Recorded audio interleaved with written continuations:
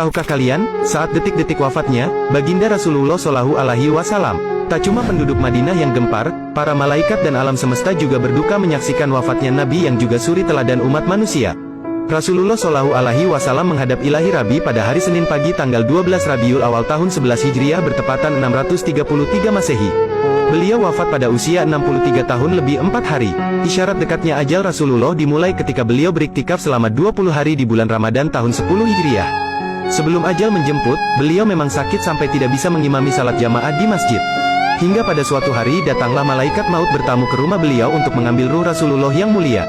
Kedatangan tamu itu sebenarnya ditolak oleh putri tercinta Sayyidah Fatimah Az-Zahra radhiyallahu anha, tetapi setelah Rasulullah menjelaskan bahwa yang datang adalah malaikat maut, akhirnya Fatimah mempersilakan masuk.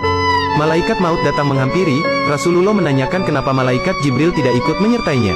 Kemudian dipanggillah Jibril yang sebelumnya sudah bersiap di atas langit dunia menyambut ruh kekasih Allah dan penghulu dunia ini.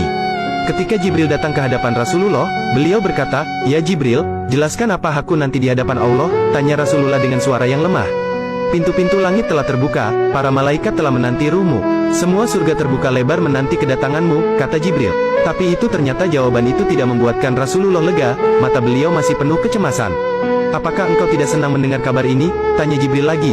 "Kabarkan kepadaku bagaimana nasib umatku kelak," ucap Rasulullah.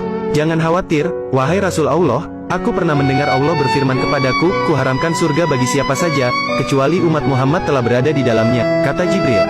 Detik-detik semakin dekat, saatnya malaikat maut menjalankan tugasnya. Perlahan ruh Rasulullah ditarik, nampak seluruh tubuh Rasulullah bersimbah peluh, urat-urat lehernya menegang. "Jibril, betapa sakit sakaratul maut ini," ucap beliau. Perlahan Rasulullah Shallallahu Alaihi Wasallam mengaduh. Putri tercinta Fatimah pun hanya bisa terpejam, sementara Sayyidina Ali radhiyallahu anhu yang di sampingnya menunduk semakin dalam dan Jibril memalingkan wajahnya. "Jijikkah engkau melihatku, hingga kau palingkan wajahmu Jibril?" ujar Rasulullah pada malaikat pengantar wahyu itu. "Siapakah yang sanggup melihat kekasih Allah direnggut ajal?" kata Jibril. Sesaat kemudian terdengar Rasulullah mengadu karena sakit yang tidak tertahankan lagi. "Ya Rab, dahsyat niat maut ini, timpakan saja semua siksa maut ini kepadaku, jangan pada umatku," ucap Nabi. Badan Rasulullah mulai dingin, kaki dan dadanya sudah tidak bergerak lagi.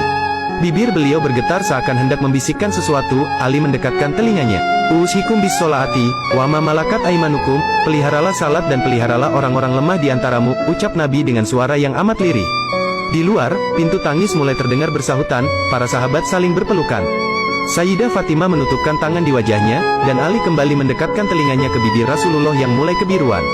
"Umati, umati, umati." Dan, berakhirlah hidup manusia paling mulia Rasulullah Muhammad. Kalimat kecintaan beliau terhadap umatnya, hingga beliau menginginkan semua siksa maut umatnya ditimpakan kepada beliau.